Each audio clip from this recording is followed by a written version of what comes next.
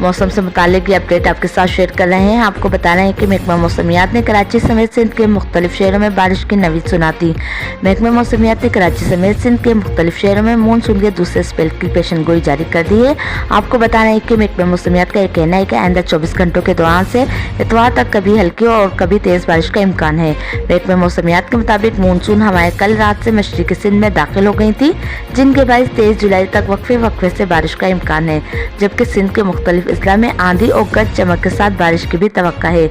इसके अलावा आपको ये भी बताएं कि महकमा मौसमियात का मजीद ये कहना है कि कराची डिवीज़न में 21 से 23 जुलाई के दौरान आंधी और गरज चमक के साथ बारिशें हो सकती हैं। इसके अलावा महकमा मौसमियात का ये बताना है कि कराची में कहीं कहीं मूसलाधार बारिश भी हो सकती है, जबकि आंधी और तेज हवाएं कमजोर इमलाक को नुकसान पहुँचा सकती हैं।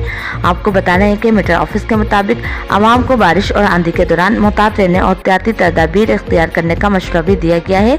दूसरी जानिब आपको बताएं कि महकमा मौसमियात का कहना है कि आइंदा 24 घंटों के दौरान इस्लामाबाद समेत मुल्क के दीगर शहरों में भी तेज हवाओं और गरज चमक के साथ बारिश का इम्कान है।